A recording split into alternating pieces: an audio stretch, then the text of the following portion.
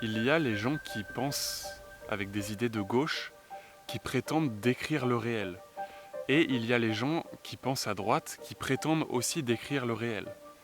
Sauf que ces deux perceptions du monde s'opposent, elles sont différentes. Et pourtant les deux prétendent décrire le réel. Donc on a un problème, ça veut dire que soit il y a un parti qui ment, soit il y a un parti qui se trompe. Cette remarque permet le questionnement de qu'est-ce que le réel. Alors le réel, c'est l'accumulation de sensations, de perceptions perçues par notre cerveau. On a des capteurs sur tout notre corps qui vont capter des choses que nous envoie le monde, des choses extérieures, qui vont être lancées avec des signaux électriques jusqu'à notre cerveau. Et notre cerveau va interpréter ces signaux électriques pour donner une synthèse, une cohérence à tout ça et former le réel, notre perception du réel. Et donc tout cela est en fait subjectif. Il n'y a pas de réel plus réel qu'un autre réel, puisqu'on ne perçoit pas tous les choses de la même manière. Rien qu'entre différentes espèces, par exemple, moi je ne vais pas percevoir la même chose qu'une araignée. Rien qu'au niveau de la vue, déjà l'araignée elle a plus d'œils que moi, donc forcément on ne voit pas les mêmes choses, les mêmes reliefs. On ne perçoit le monde n'est pas du tout la même chose pour l'un comme pour l'autre. Ou c'est comme avec un faucon, un rapace, nous n'avons pas du tout la même vue. Lui, il a une vue beaucoup plus perçante qui lui permet de repérer une proie qui est beaucoup plus bas. Il a une vision beaucoup plus perçante. Et moi, je ne suis pas capable de voir la même chose que lui. Je ne perçois pas le monde comme le rapace. Et même au niveau de la signification des choses, pour le rapace, le petit mulot, ça va signifier de la nourriture, de la survie. Alors que pour un humain tel que moi, le mulot, ça va plutôt représenter du dégoût, quelque chose de crade, quelque chose de crade quoi. J'en veux pas, c'est pas de la bouffe pour moi. On ne perçoit pas le mulot de la même manière. Et c'est bien pareil avec une mouche et l'araignée. Pour l'araignée, la mouche c'est de la bouffe. Et pour moi, la mouche c'est de la saleté, du parasite. Et même un arbre, une plante a des perceptions, perçoit le monde. L'arbre perçoit un réel qui n'est pas du tout la même chose que mon réel à moi. Moi, je n'ai aucune idée de ce qu'est le réel pour un arbre. Parce qu'on le sait, les arbres, les plantes perçoivent des choses, ils peuvent communiquer entre eux. Bref, on le sait, ils perçoivent des choses. Mais c'est tellement différent, leur façon de fonctionner, leurs capteurs sont tellement différents du mien que je n'ai absolument aucune idée de ce que ça peut faire de percevoir le réel comme peut le percevoir un arbre. Bon là d'accord, j'ai décrit les différences de perception du réel entre différentes espèces, mais il y a aussi des différences de perception du monde entre les individus d'une même espèce.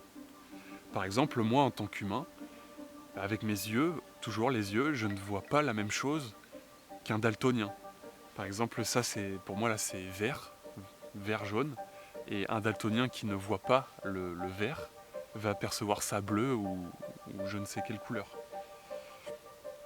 Et là encore, je décris des différences de perception, mais le daltonisme est une anomalie. Donc on pourrait dire qu'entre deux individus qui n'ont pas d'anomalie, ils perçoivent la même chose. Oui, mais non.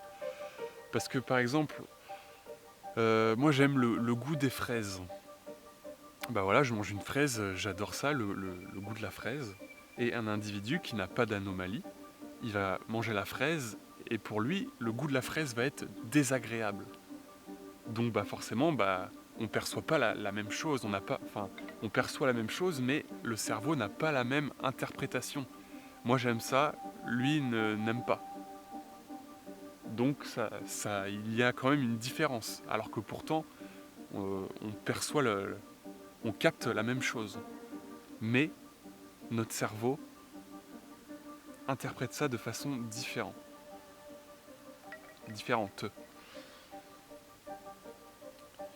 Bon, mais très bien, mais quel est le rapport entre les fraises, la gauche et la droite?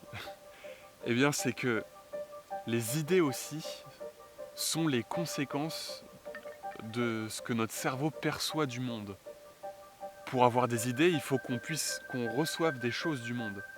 Parce que si on est dans le néant, à partir du néant, on ne peut rien créer, donc on ne peut pas créer d'idées. Donc c'est grâce aux choses que l'on perçoit du monde qu'on va créer des idées. Et comme d'un cerveau à un autre, l'interprétation des choses ne sont pas les mêmes, forcément, les idées sont différentes. Mais comme cela ne suffisait pas, les individus, les cerveaux, ne, ne, ne vivent pas les mêmes choses, les mêmes expériences. Ils n'ont pas les mêmes informations. Quelqu'un qui vit en France n'aura pas perçu les mêmes informations au cours de sa vie que quelqu'un qui vit au Soudan. Donc forcément, les idées vont être complètement différentes. La retranscription du réel va être complètement différente aussi. Et même, on peut aussi prendre l'exemple de deux personnes qui vivent en France. Ces personnes ont la même base, à peu près la même culture, la culture française en plus ou moins. Eh bien, ces deux personnes n'ont pas la même catégorie sociale. Par exemple, une personne qui a une catégorie sociale basse, une classe sociale basse, va vivre dans la méritocratie. Par exemple, il faut bosser pour mériter les choses que cette personne obtient. Si toute sa vie elle est élevée dans le mérite, dans le système du mérite, eh bien cette personne va trouver cela normal de devoir mériter les choses. Tandis qu'une personne d'une catégorie sociale plus élevée, qui n'a pas eu forcément besoin de bosser toute sa vie pour obtenir des choses, eh bien cette personne-là ne va pas forcément trouver normal de devoir mériter les choses. Alors ce sont deux points de vue qui sont complètement différents, mais il n'y en a pas forcément un qui a raison par rapport à l'autre. Les deux peuvent se justifier et s'expliquer. Donc ces deux personnes qui ont de la même culture française ne vivent pas les mêmes choses, et donc forcément les choses qu'elles captent du monde, ce qui en ressort, les idées vont être différentes. Et en plus de cela, les actions humaines, elles sont pas carrées. On peut pas prédire ce qu'une personne va faire. C'est pas comme 1 plus 1 égale 2. Et encore 1 plus 1 égale 2, 1 plus 1, oui, 1 plus 1 égale 2, ça marche, mais dans un certain cadre. Donc ça aussi, on pourrait discuter là-dessus.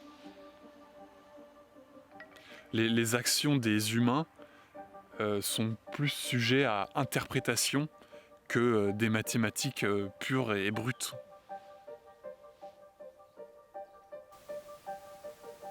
Mais ça ne veut pas dire qu'il y en a un qui connaît mieux le réel que l'autre. C'est juste que chacun perçoit son propre réel. Et j'aime beaucoup écouter Zemmour, j'aime beaucoup aussi écouter Mélenchon. Et les deux ont leur propre perception du réel. Et lorsqu'ils évoquent leurs idées, eh bien, si on prend en compte leur monde, leur réel, eh bien, leurs idées font sens. Et les gens qui sont pro-Zemmour, pro-Mélenchon, qui se revendiquent de tel parti politique, sont pour moi des gens qui vivent à travers un dogme, qui vivent à travers les idées de quelqu'un d'autre. Et c'est pour ça que pour moi la politique c'est une carte d'identité pour les nuls. C'est pour les gens qui ne se connaissent pas. C'est un espèce de tableau pré-mâché, tout fait pour pouvoir savoir qui on est lorsqu'on ne se connaît pas.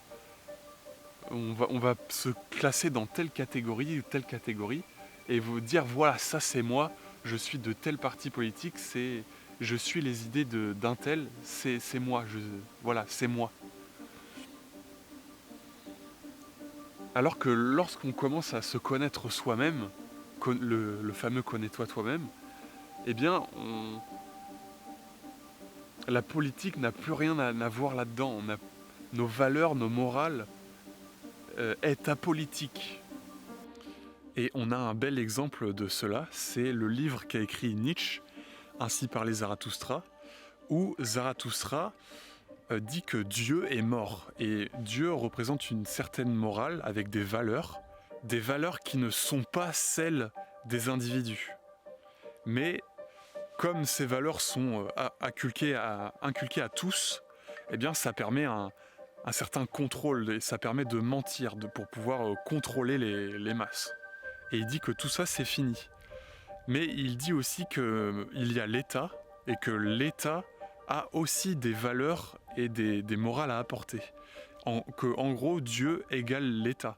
Que ça peut être plus ou moins la même chose, une entité supérieure qui dicte ses valeurs et qui dicte ses lois. Et Zarathustra, lui, il veut évincer tout ça, s'affranchir de tout cela, pour créer sa propre morale et ses propres valeurs, se connaître soi-même. Et donc c'est pour ça que c'est une vision des choses qui est apolitique. On sort de la politique, on ne peut pas faire de la politique avec une vision des choses comme cela.